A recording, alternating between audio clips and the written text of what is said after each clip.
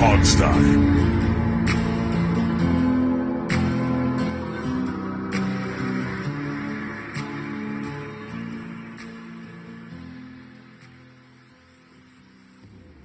Hey, everybody, and welcome to the Hogstye. We have an interesting show for you, and we actually have an interview.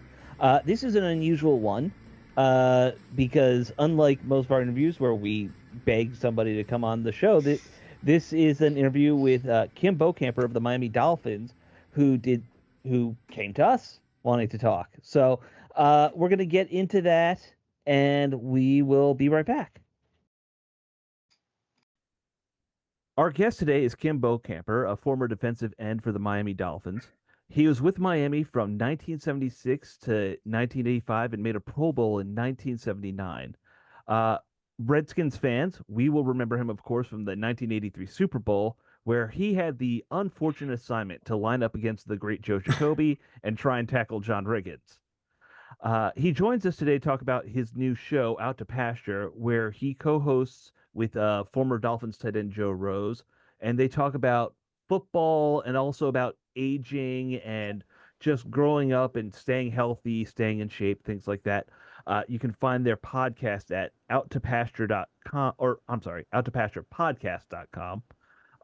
Recently, they had an episode with Joe Theismann, so that's a good hook if you're a Washington fan to go and listen.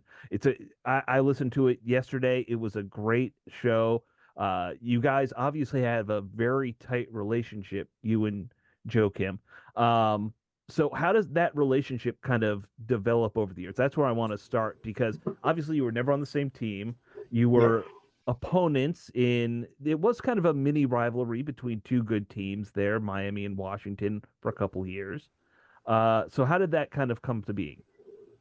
Well, obviously, playing against him, I knew him that way. And then after we got done playing a little bit, I played the golf tournament with him. Got to play golf with him and got to know him a little bit.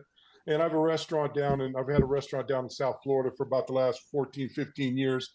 And his sister lived down there, and he would come in. So we got to know each other pretty well then. And so, yeah, just kind of that way. And, we see each other every now and then. We got a mutual friend down here that got me in touch with him because I didn't have his phone number, as I just kind of see him in person. But yeah, and then we've kind of been linked at the hip with the play in the Super Bowl. So which I'm always thrilled to talk about it.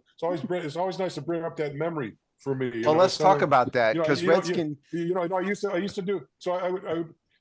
I remember going into. I was doing a thing for, I think it was Morgan Stanley or one of the stockbroker companies, whatever. And we're doing a little talk, and so we opened it up to questions. And the CEO of Morgan Stanley or whatever it was raised his hand and asked a question. He says, what was it like to drop the winning touchdown in the Super Bowl?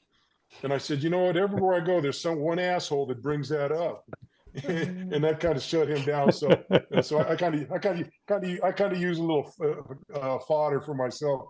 We got to talk about this play. If you don't know, there you go. Let's talk about this play because this is one of the most famous plays in Super Bowl history. I think it was 148 left in the third quarter. Your team, the Dolphins, was up 16-10. And Washington was on the 18-yard line.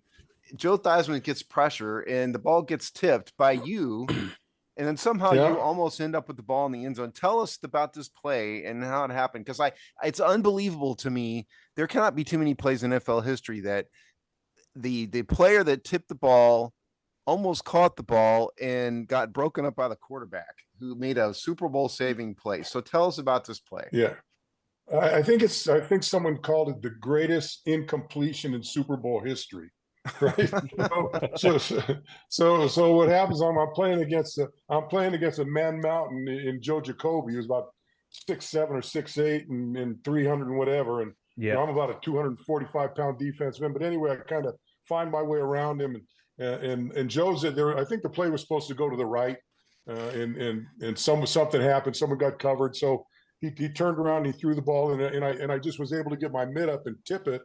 And much like Joe, we talked about it on our podcast when we had him on a couple of weeks ago. And he said, look, at that point, time stood still.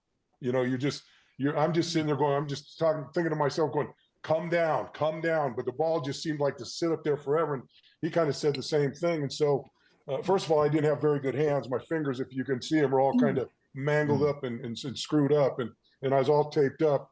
But I got the ball. I see the ball. I got the ball tipped, and then, like you said, we're on the 18-yard line, and I think I was right at the goal line, like maybe a foot off the goal line, and the ball's coming down. I put my hands out to catch it, and all of a sudden, Joe comes from behind, and just as the ball hits my hand, he slaps it out of my hand, and that was it. And he was ecstatic, and I was pissed off and upset, and you know. But I've said that, you know, if any other quarterback other than Joe Theismann, I would have caught the ball, that would have been a touchdown, and maybe been the Super Bowl MVP, because at that point they would have had to throw the football, and they weren't a running football team, and we could put a lot of pressure on them. But so that changed the whole game. And you know, I told Joe when we had him on the podcast, you know, he took over Billy Kilmer. You know, if it'd been Billy Kilmer and I tapped that ball up, he'd been over on the sideline smoking a cigarette already when that ball came into my hands, and I'd have been a Super Bowl hero. So that's just kind of the way it went. And you know, it's funny. You know, no one of my teams ever brought it up to me. In fact, when we did it, Joe Rose said, you know, I'd never seen the play again after it happened, and so he didn't know. He goes, I thought you dropped it, and I go, well, I mean, everyone thought I dropped it, but Joe just kind of swiped it from my hand. And after the game, you know, I was in the shower and getting ready, you know, and kind of, you know, upset about the game. And Coach Shula comes walking in, and he says to me, he says, hey, what happened in that play? I said, well, you know, Coach, I had the ball in my hand, and Joe just came and swiped it out of my hand, knocked it out of my hand. He said, you sure didn't drop it? I go, no, Coach. I didn't drop it. He knocked it out of my hand. And that's the last thing he ever said to me about it. Never brought it up again. Well, I think your play kind of gets drowned out a little bit in the history books by Riggins. With John Ring, no doubt. Yeah. Right. So obviously, as Washington fans, and you know, we named our show after the Hogs. You know, we're obsessed with that line, that era, and we've had Joe on the show a bunch of times. What has to go through your head when you're lining up against what at the time was the biggest offensive line in football? Well, that they were big. You know, who'd you have? You had Jacoby, Bostic, who else? Grimm was in that line. Grimm was there. George Stark. Stark was there at that point. And then who was the guard on the other side? He would have been in the right side, his right side. Anyway, very good player, but big. And look, we were a smallish defensive football team. You know, we were like I was 250. Bob Baumhauer was like 265. Doug Betters was maybe 270, and you got and the Hogs were about, you know, 300 plus at that time across the board.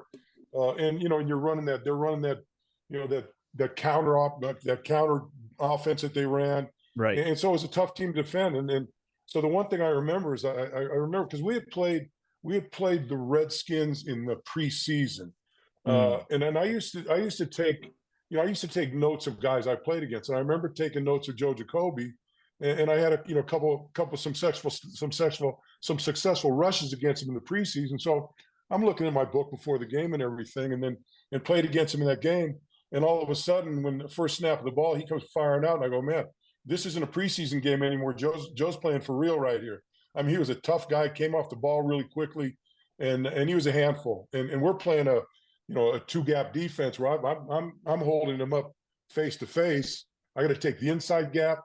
I got to take the outside gap.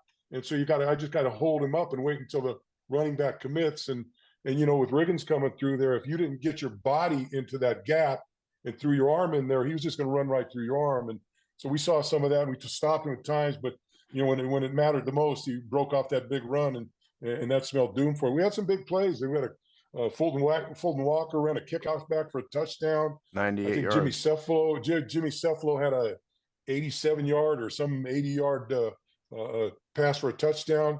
But then in the second half, our offense did absolutely nothing in that football game, which made it tough. But I don't take anything away from the Redskins. They played a great game. They were a great football team, and I thought we were a very good football team. It was just there. I think we played them a couple years later on opening day, and I think we torched them pretty bad up there at RFK. Well, I mean, you guys were the in about 110 degrees. You guys obviously were one that I think the top scoring defense that year. I think so. Yeah, I think we had 2 years in a row. We're all. Well, I think for two or 3 years we're the top scoring defense. I think that year I think we averaged.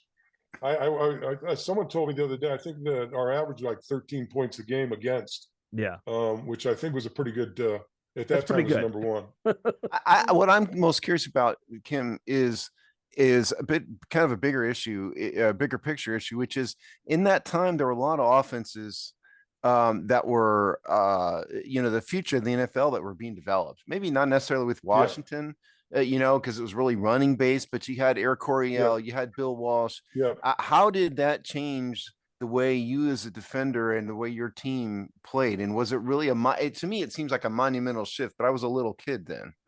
Yeah, you're right. Air Coryell was a big deal. Dan Fouts and all those guys that they had over there. It was a great football team, and Chuck Muncie and all those receivers that they had, Chandler and all those guys. So that they opened things up. Fouts was a shoot 'em up guy, and then the West Coast offense with Walsh and the 49ers certainly was coming.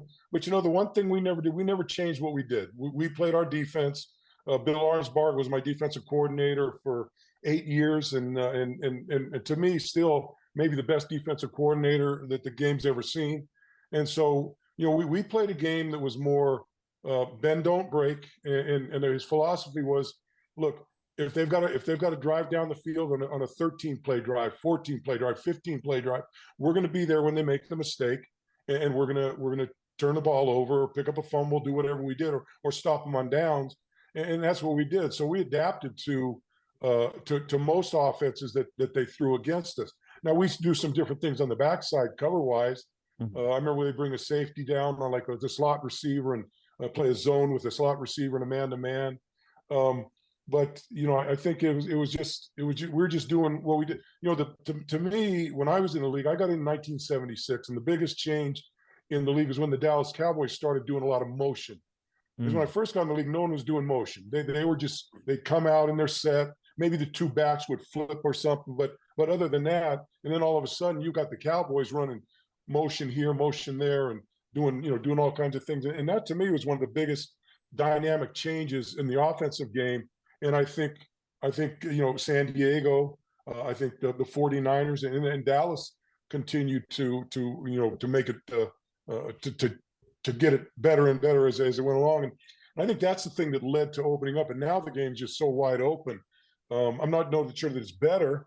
I know it's really entertaining, but the game just continues to evolve. And I think that involvement, I think we're in the beginning of what we're seeing right now in the last 30 years of the game. Did this development change the way you as a pass rusher played? No, because look, I watch pass rushers now, and they're lining up in 4-point stance. They look like they're getting ready to run a 100-yard dash in the Olympics. We always had to be in position to play the run or the pass, even if it was a passing down. We would go to a 4-man line if it was a passing situation. But look, I could never freelance. If I was a defensive end, I could never freelance. In other words, I could go upfield and I could see a gap inside where I could come inside.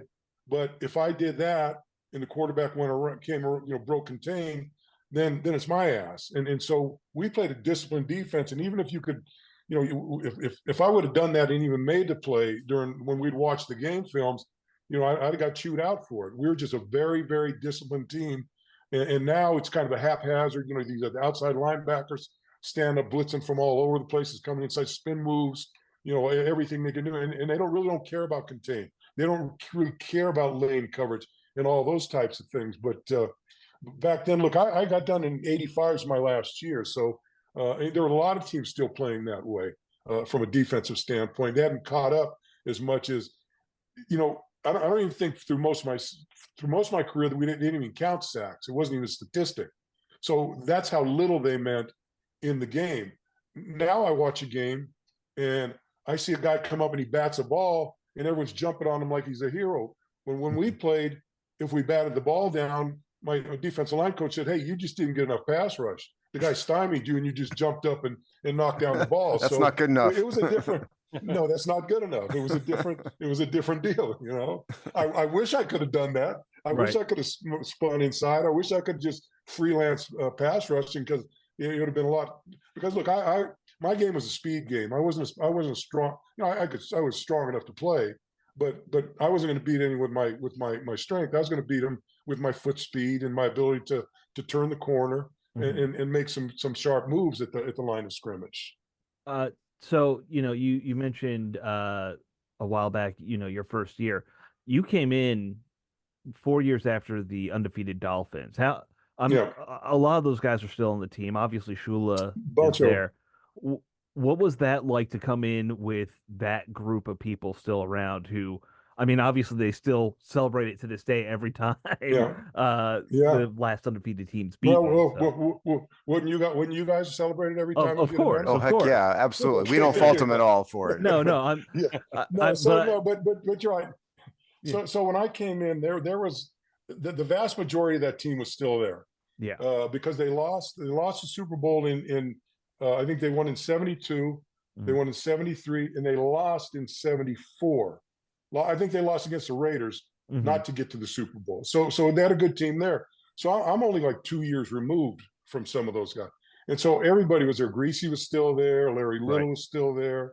I think Jimmy Kick and Zonk had gone, and Warfield had gone to the World Football League. But defensively, I was, Nick Bonacani was there, Jake Scott, Dick Anderson, Stanfield, Manny Fernandez. So I came into that locker room with all of those guys with highest. They're a very smart football. One thing first thing I remember was we had 2 first-round draft picks that year. Larry Gordon was the 17th pick, who actually got that pick by the trade from that the Dolphins made a trade with Joe Theismann when he came back from the Canadian Football League. Right. That was the draft pick that they got for him, and then myself.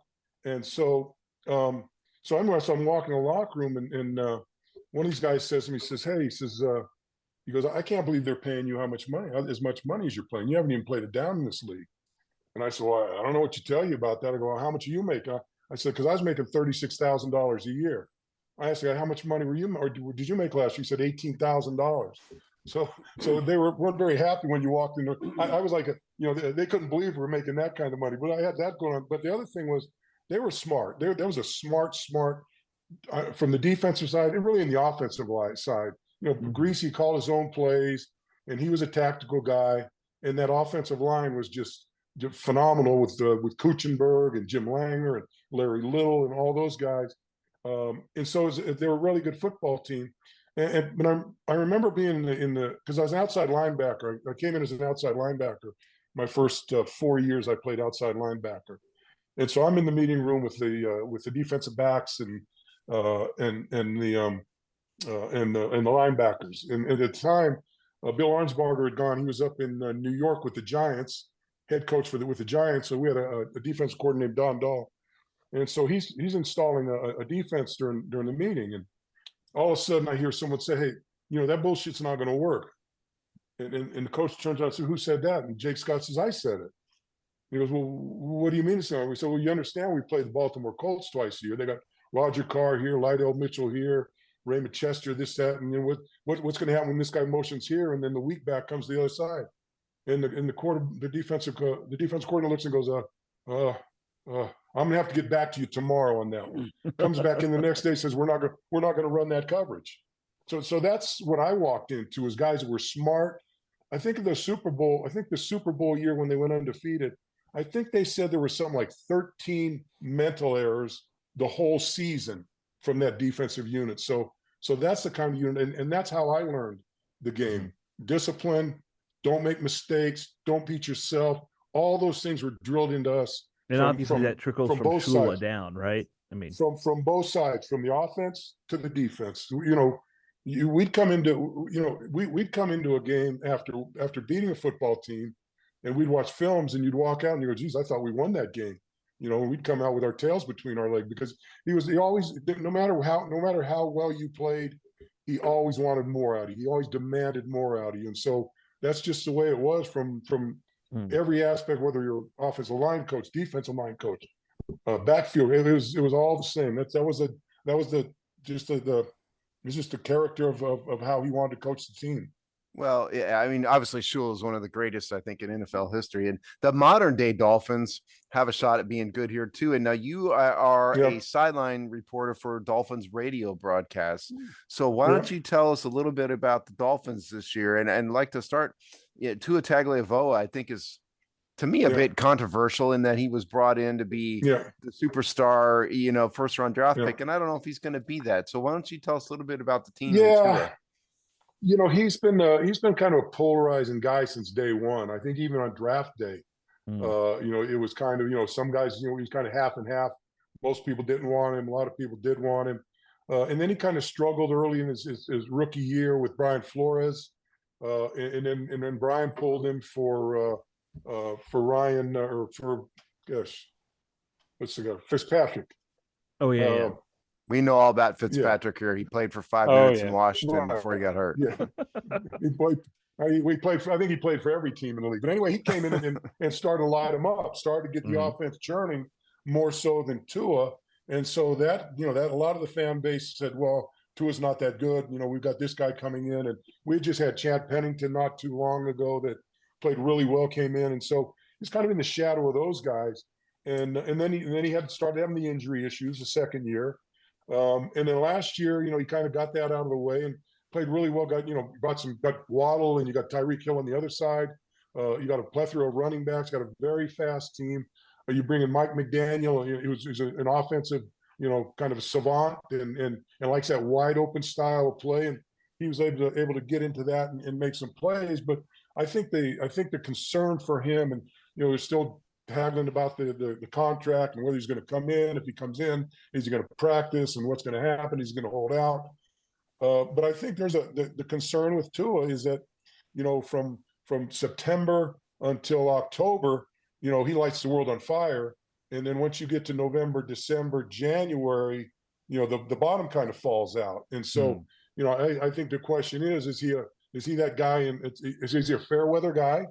And especially if you're playing in a division where we're at in the AFC East, where you got to go to Buffalo, got to go to New England, you got to go up to New York in the wintertime. Can he produce late in the season? Because typically it seems like the end of the season, that's where we're playing them, up in the cold weather. Kansas City, last year in the playoffs, didn't play very well. 2 years before that, we had an opportunity in Tennessee to get in the playoffs, and it was cold weather, it was rainy, and he played a horrendous game in that game that would have got us into the playoffs. And so I think that's the stigma attached to him. He puts up great numbers. Obviously, the numbers are fantastic, but when you need him to win a game, you haven't seen him put the team on his shoulder and win a game for you, especially when it comes to the fourth quarter. I think that's the big juxtaposition that they're trying to figure out. You were the GM. Would you sign? Go ahead, Dave. So entering this year, what kind of pressure would you think him and Mike McDaniel together face this year? Because obviously Mike McDaniel's taking accountability. I watched multiple videos, him talking in front of the team, and he has to call the plays, set the plays up for his players to succeed. And he says all the right things, but on the field, haven't seen him material. What kind of pressure are they facing going into this year? I think they're both facing the similar pressure, because they're both involved. They're locked tight. When he first got hired, when he was on the chart, as soon as the owner sent his jet for him to bring him in. As soon as he got in that plane, he picked up the phone. He called Tua. He said, "You're my guy. I'm gonna stand behind you, everything you do." And so everything he does is a reflection of what Mike McDaniel's, and Mike McDaniel's is a reflection of what Tua does. And so if Tua's not doing the job in the latter part of the season, Mike McDaniel is not doing the job in the latter part of the season in people's eyes. He's a smart guy. He's a different guy. I think he's one of the players. He's one of the coaches for the players of this era. I kind of call the players of this era the guys that come in they were the participation trophy generation, where you can't yell at them, you can't say anything bad to them. You got to pat them on the shoulder. And, oh, you can be better. You can do that. So I think there's a little bit of that involved in there. But he's very smart. He loves designing plays and he does a real good job with that. But once again, he's gone to playoffs two times, and hasn't won a playoff game. In fact, he's got his coaches now when they go to meetings. It's been 24 years since the Dolphins have won a playoff game. So now he's got all of his coaches going to meetings at 11:24, 9:24, 8:24 to drill that 24 into their heads that we've got to get this thing fixed and get some points. And so I think how Tua goes, Mike McDaniel goes. Wait, would you sign Tua if you were the GM to a multi-year contract? If it was me right now, here's what I would do. I would say, hey, look, we're going to play 8 games. We're going to let you see what you can do for 8 games. If you can beat somebody in the fourth quarter, if you can score touchdowns in the red zone. Now, they were the only team last year that didn't have a tight end score a touchdown in the red zone. Not Tua's fault, because they really didn't have a guy there. Now they do, and Jonnu Smith, that hopefully gets that job done. But I would say, look, let's see 8 games, and then if you put us on your shoulders a couple times and show us that you can win and late in the games, then we'll talk about a contract. If not, we'll play it out and see what happens. Let the chips fall with it. The problem with that is, much like your team is, Tua is by far the best quarterback the Dolphins have had since Dan Marino left. And we've had as many or more than you guys have had in that period of time.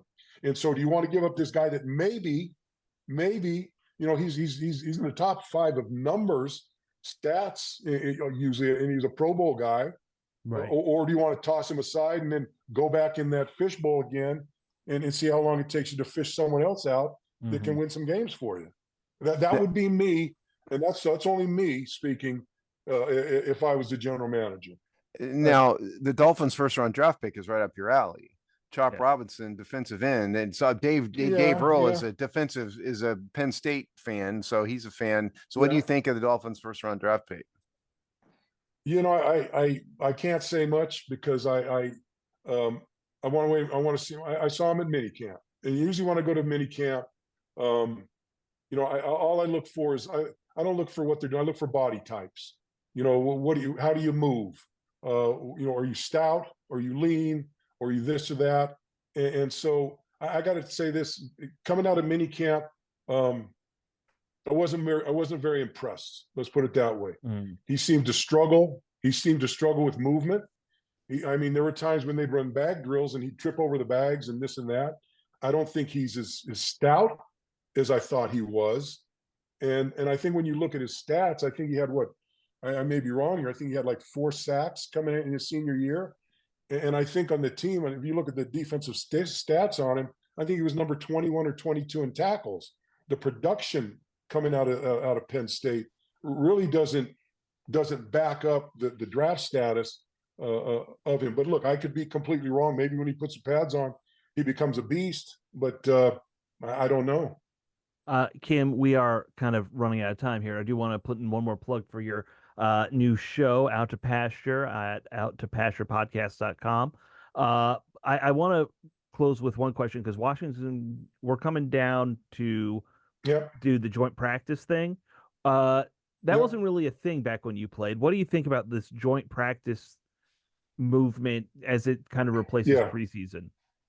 I love them. I really like the joint practices. I'd rather watch the practices than watch the preseason game, because you can see a lot of stuff going on. Most of it's one-on-one stuff. You can get this guy that you want to see against that guy that you want to see, and you can set it up that way. They're getting ready to go to 18-game season, and I would prefer to do 2 preseason games and then have 2 joint practices against other teams and do it that way. I think the coaches like it better. And look, the fans have been clamoring for years when it was 4 preseason games, 6 preseason. Why are we paying for preseason games the same amount as we're paying for the regular season? So if I'm a fan, I'd rather see 18 regular season games and get those 2 preseason games out of the way. But I do like the joint practices very much. Yeah, because in your day you were playing 6 preseason games and they were real games basically. Were they not? Exactly. Yeah, it's insane to me. But even with that, we would always go up to Vero Beach where the Saints were practicing, and we would scrimmage against them before our first preseason game. So we almost had it was almost like having 7 pre. In fact, one year that I think my second year, we played in the Hall of Fame game. So we did play 7 preseason games and 14 regular season games. It was a little bizarre back then. Yeah. About as you could get hurt in the first week and you could be ready to play when the season came around if something happened. Yeah. Yeah, it's certainly night and day to something to it. Yeah, it's certainly night and day to what you and Joe Theismann talked about in your podcast, how y'all season is now to was back in your day. Yeah. Yeah, it's look, I don't know, to me it's like the first month of the season is part and parcel, just a better form of a preseason game until everyone gets, because they don't practice in pads. I don't know how you can come out of the box, at the highest level without having live tackling, live blocking, live running, all those types of things. So to me, it's usually a sloppy start to the season, but I tell you, when you get to the playoffs, it's a fever pitch. So it works out pretty well that way.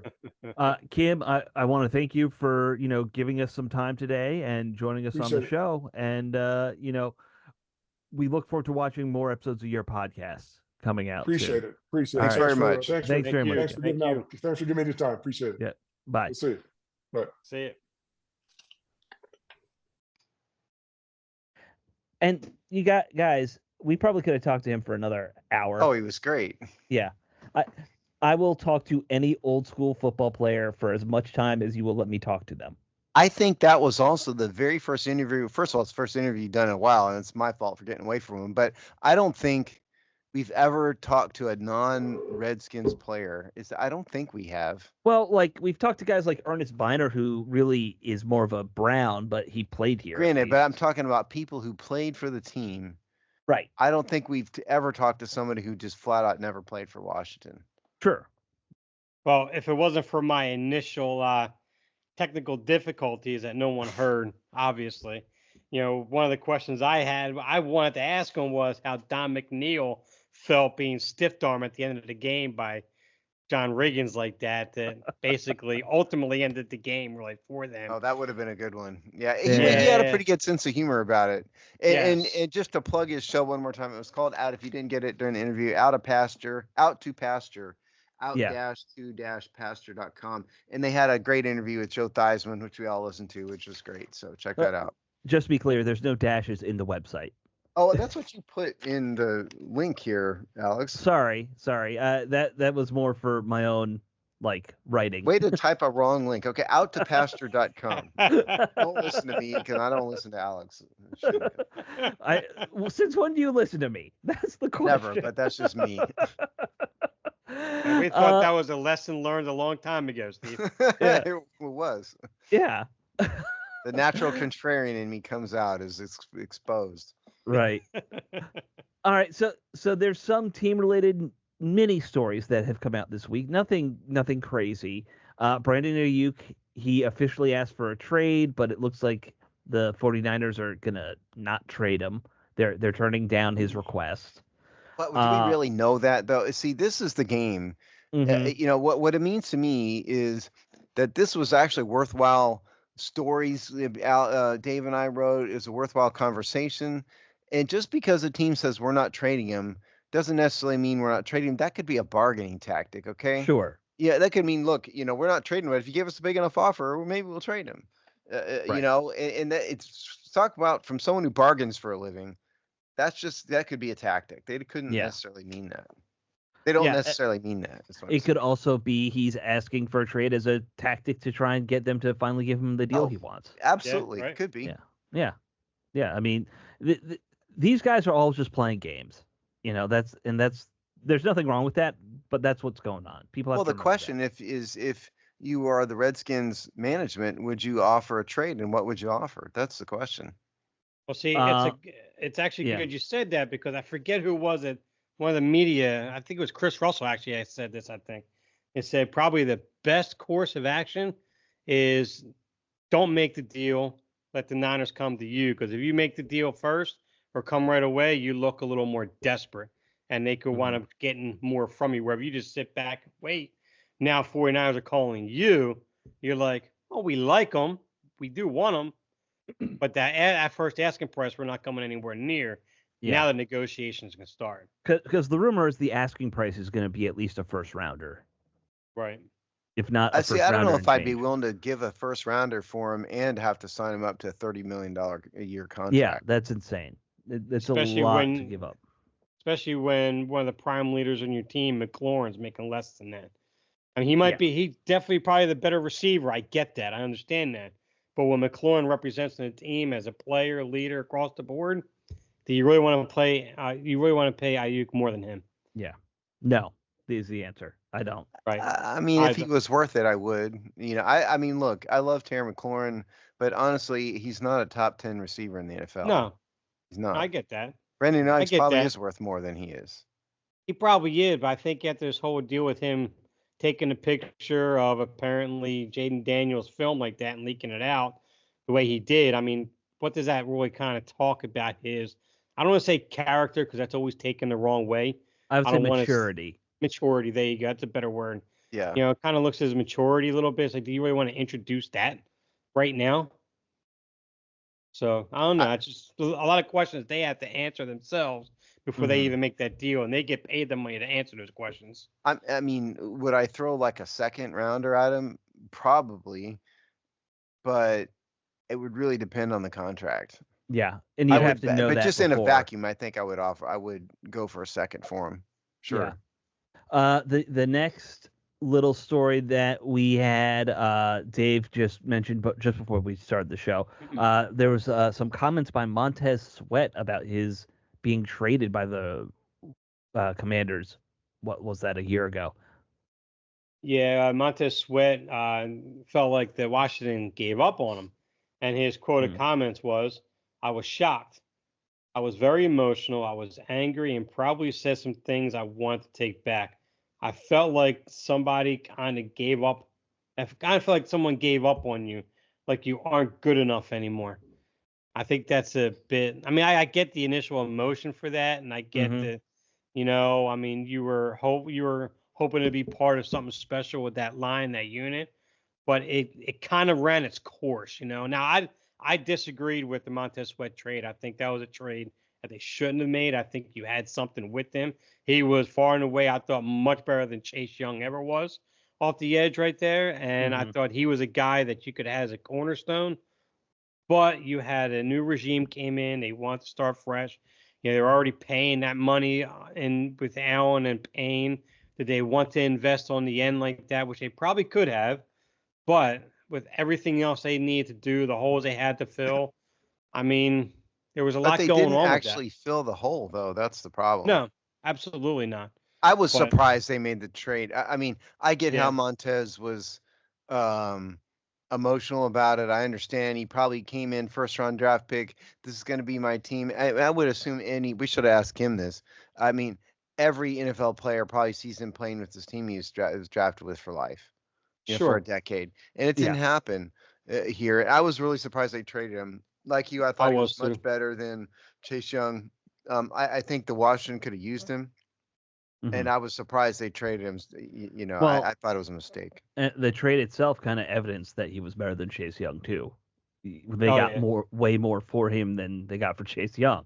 So, I mean, look, if they could have kept him, I would have. Especially, what did that pick become? Is that became another defensive tackle in the end or something? I don't even remember what pick it was. I believe that was Newton. That wound up being Newton. Yeah. Who's not going to play this year and who they didn't need. Right. Correct. Who was a terrible draft pick. Counts. Yeah. Yeah. I don't understand. Or look, and I'm not going to blame Peters or Dan Quinn for this because they weren't here.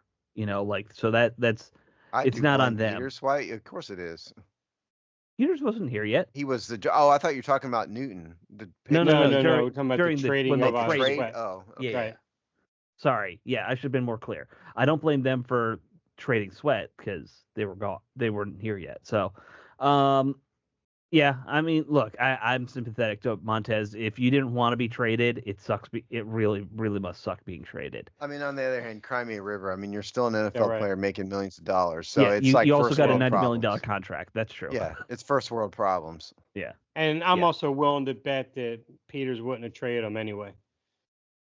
To be honest with you, Peters would not have traded him. Would not have traded him. I think he would have kept him because he sees what he gets with Nick Bosa out there. And saying now he's not Nick Bosa, I know that, but the impact of having an edge rusher out there like that can alter the game on any given play, how important that is. Well, and again, they didn't fill the hole. No, they didn't. They've got a couple rotational guys. That's it. Yeah, it's like tackles. They never didn't bother with the tackles. They didn't bother with defensive ends.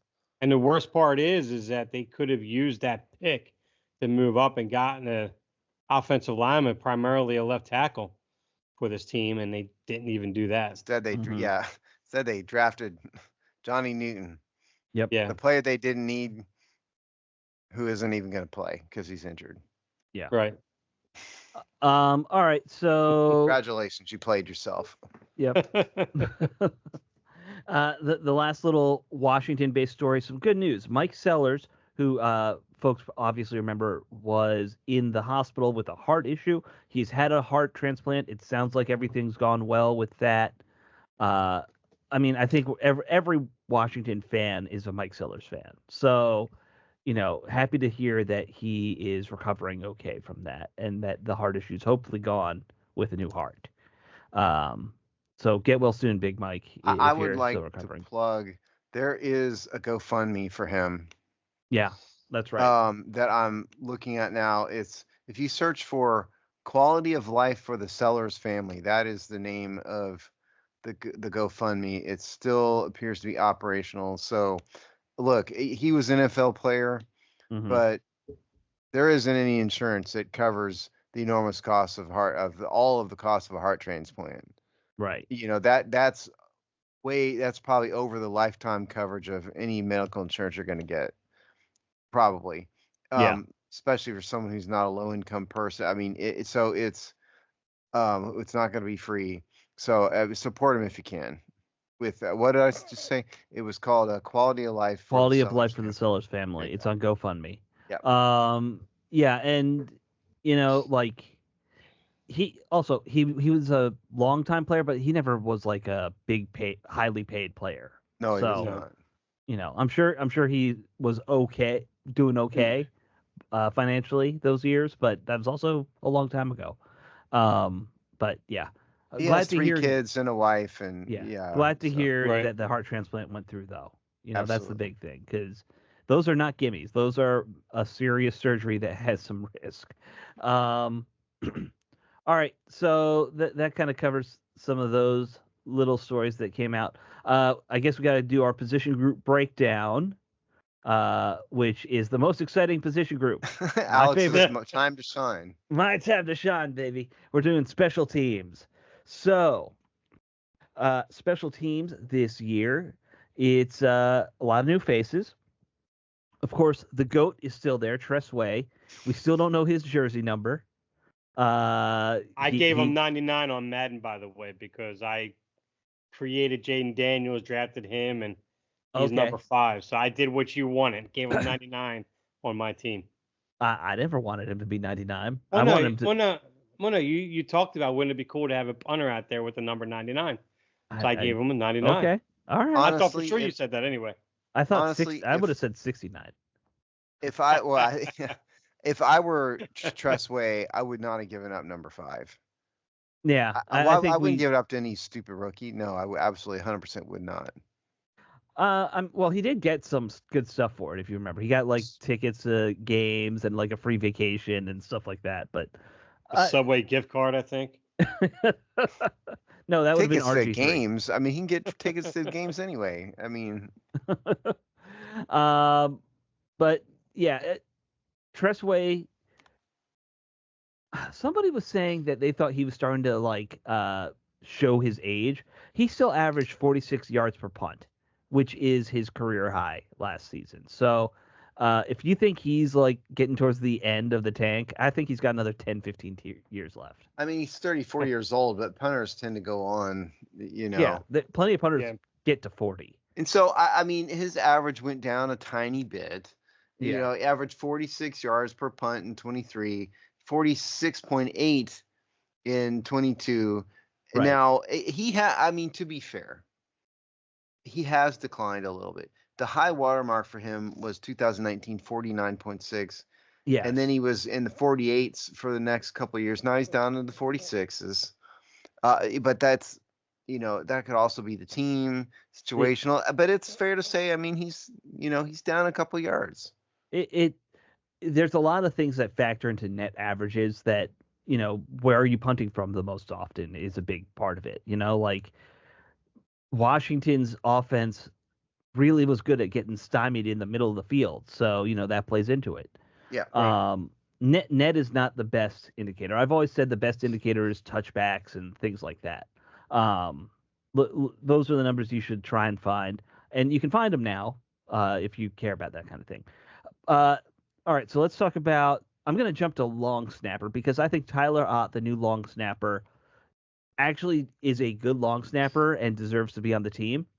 And then we'll talk about the kicker, who I will not say that about. So I'm going to read what I wrote in my article because it's true. Even I don't care about long snappers.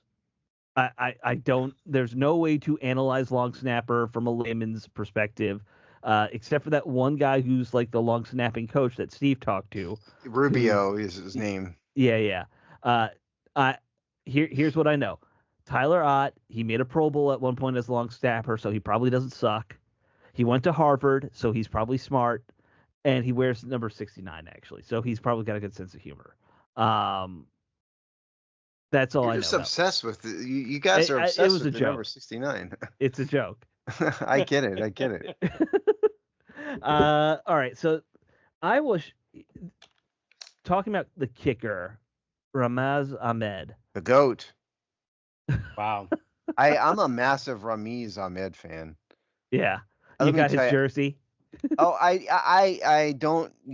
I mean, I don't want jerseys of the C words. Necessarily, no, I don't his believe Nevada in it. jersey is what I was thinking. Well, but no, for him, because I'm such a big fan of Ramiz Ahmed, I do have an Ramiz Ahmed C words jersey. Or alternatively, I'd never heard of him before they signed him. One of those two things is true. Not a lot of people had. I'm kind of shocked that they haven't brought in anybody else at this point. Andre Schmitz. Andre Schmitz is still out there. I keep telling you guys, you guys aren't listening. They listen carefully. They cannot bring in another kicker because they have 90 men on the roster already. They would have to cut a real player to bring in a kicker. That's fine. Cut the current kicker and bring in Schmitz. Right. The guy we're talking about cutting is Ramiz Ahmed. Yes. That would be the guy they'd be cutting. Yes. Maybe he's good. Why don't you tell us, Alex? Is he good? He's not good. Here's what his strength is. He has a career kicking percentage of 67%. And that's his high school, college, and professional career. That's how often he makes his kicks. But it's going to get better this year. It'll get better. And you know what the good news is, along with an inaccurate leg, he's also not very strong-legged. He doesn't kick a lot of touchbacks on kickoffs. He's both weak and inaccurate, which is really what you want in your kicker. What they want anyway. In all seriousness, do not understand why they signed a guy like this. I don't either. Where did this come from? Was there not an NFL kicker that hadn't been signed yet? You had to get a USFL rechecked? I really didn't understand this. Well, you could have kept Joey Sly if you had to.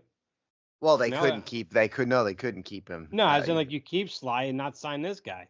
Well, yeah, Brendan but they couldn't McManus keep. Is who they had to cut, if you remember. What they should have done is. Oh, that's right. Yeah. Dustin Hopkins. That's who they should have cut. Who just got a new contract and is, I think, the 5th highest paid kicker in the league now. There's a reason for that. Yep, he's a good kicker. Everyone thought you and I were crazy for being pro Dustin Hopkins, pro Kai Forbath. These guys were good kickers, and everyone else hated them. I think it's safe to say that I've done a deeper statistical dive into Washington kickers as compared to their peers than anybody else in Washington media. Probably. I've done multiple deep statistical analysis of kickers. Right. And so to get back to this Ramiz Ahmed guy, Uh, he was 14 for 22 in the UFL or USFL, guys. That's not good. You want your kicker to be in like the 80% range It's better at than least. being 13 for 22. It is better than being 13. It's better than being 0 for 22. Yeah, see? I mean, I'd be 0. He's better than me. Yeah. I Steve, think I could have made one. I think I could have got lucky. If it was like a 5-yard chip, I think you'd have a shot. Oh, I could take a shot at it. Yeah. I don't think so. We're gonna go with yes. We're going with yes. Yeah.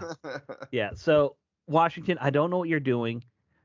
Like when the UFL ended, there were multiple good kickers from that league you could have brought in who would have been an upgrade over this guy, and you still did nothing. Maybe they're trying to lose games. Maybe that's part of their plan. The secret I'll plan see is why. They already got the quarterback. Yeah, the secret plan is to lose a few games so they can develop and build through the draft for one more year. That's what I think's going on here. All right, so if you want to read my column, I talk a little bit about like the specialist stuff, which I know most people don't really care about except for me. But a lot of their special teams key starters from last year are gone this year.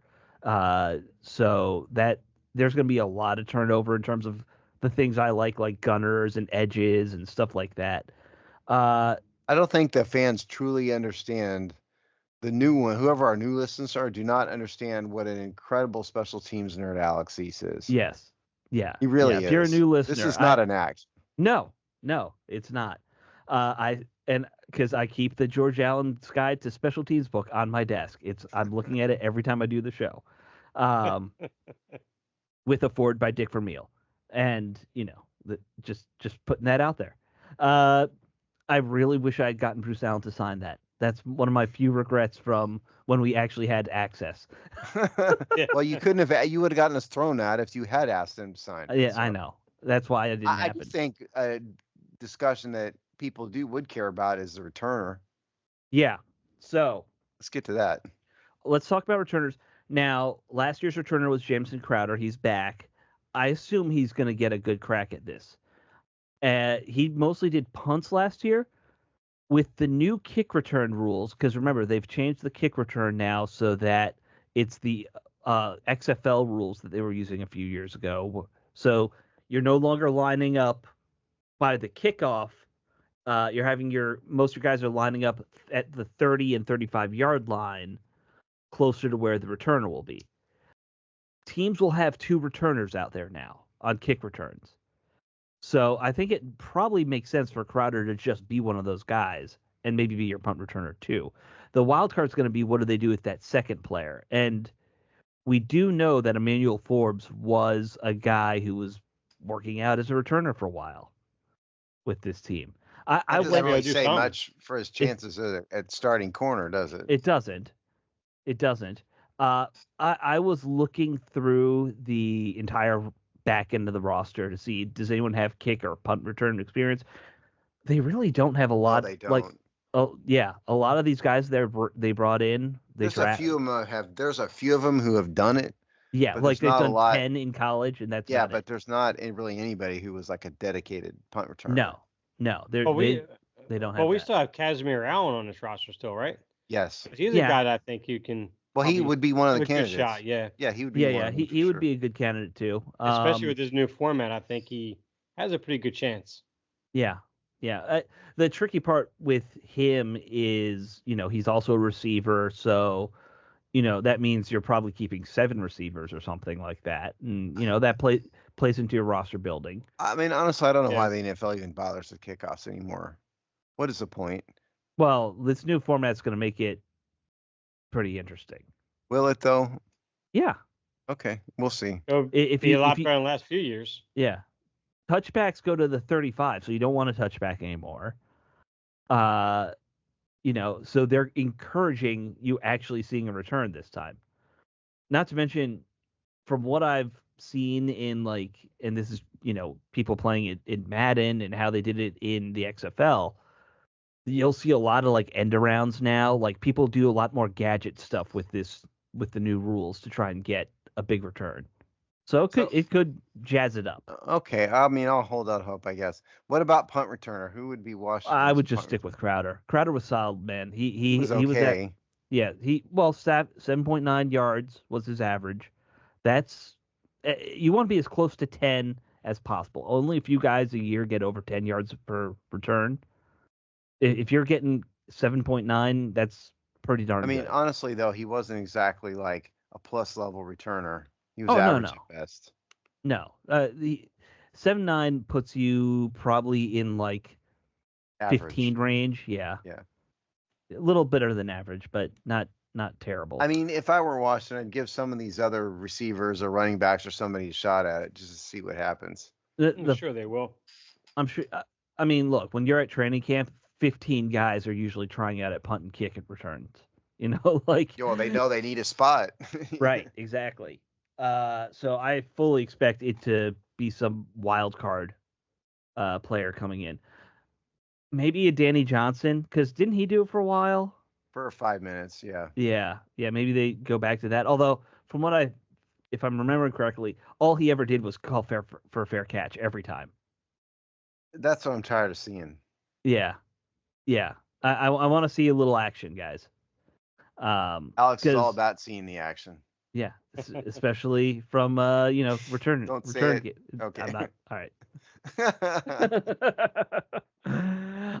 Fill in your own joke there, people. Yeah, you knew where we were going. I'll let everyone else do their jokes. That's fine. Yeah, just as long as Dax Millen does no part of kick of punt returns whatsoever. I want Dax Millen off the team, almost as bad as I do want another kicker in here. You know, in fact, Steve, there's another name for your guys we could cut to bring in the second kicker. There you go. I don't care if we cut Dax Millen and bring in a second kicker. Absolutely works for me. If we had more time, we could just go down the roster and I'll start naming guys we could cut to bring in more kickers. We can't bring in an army of kickers, people. We cannot do that. Who says I can't? Well, Steve, you act like this roster is like chock full of talent. I mean, it's not like we go like 40 plus deep in like real legitimate talent. It's a Super Bowl team. What are you talking about? Okay. By the way, just as a tangent, Rick Snyder had one of his little, 2-minute videos apparently about Mark Mosley. Apparently they had 7 kickers in camp at one point with Mark Mosley. 7? That's what Rick was saying. Wow. Football was different, I guess. You could do whatever you wanted back in the day. If we'd had more time with Kim Bokamper, I would have loved to ask him about the kickers. Did they disrespect the kickers back then like they do now? I think they did more back then. Maybe. That would have been, if we'd had more time, that would have been a great question. You usually just left the kickers behind, They had to hitchhike home after every game, even if they would kick the game-winning field goal. They have to pay every bill in every restaurant. Yeah, exactly. All right, so we are kind of at the end of the show. I will say, the NCAA football video game that came back, pretty fantastic. If you guys have now, Steve doesn't play video games. I don't know if Dave ever plays video games anymore. Sorry, I'm yawning. Of course I do. Yeah, so if you I've only just got myself back in the Madden, trying to get myself back up to speed like I used to, because I know my grandson is going to get to that point. Yeah, pick up that joystick. He's going to play Madden. I want to be ready for it. You don't want to get your ass kicked by your grandson right away. No. And if I give myself at least half to what I was back in the 90s and early 2000s, he doesn't stand a chance. Anyways, not many people would actually. So that's a bit braggadocious. Oh yeah. I could have beat you. What game was it again? No, Madden. Madden. Yeah. Is that football? That would be a football game. That would be a football game, by the way. Oh, I'd win. Yeah. Well, now that NCAA football is back, I'm very, very happy, and I've already maybe played a full season. You just play Temple every time. I start as Temple because Temple's a terrible team, and it's a lot more fun to start as a terrible team and try to build your way up to being good than it is to start as Alabama like a loser. Only losers play as Alabama. I'll put that out there. I think that's safe just to say, just generally, is it not? Sure. There's no fun. There's no fun in having the super team, and then you just beat up on little teams. That's not fun. It's all ego, man. Yeah. It's way more fun to like play as Temple and you beat Oklahoma 13-10, and you're like, I beat Oklahoma. Good for me. You guys know it's just a video game, right? Yeah. Yes. Okay. Sure. Just checking. Yeah. All right, guys. If I'm talking about video games, it's time to end the show, right? It is. Okay. I don't know. We got many more we could talk about. Much more. What else do we have? We have nothing going on. We will have to come up with a show next week. Next week training camp starts on the 29th, I believe it is. Yeah, I think so. So we're gonna have 1 week of. Somehow we ended this position group breakdown thing a week early, and I don't know why. We might have skipped one along the way. I will figure that out. I'm trying to think. Let's we talk not fullbacks? think about it on the air. We'll all think right. about it off the air. All right, fine. All right, guys. We'll talk to you all next week. See.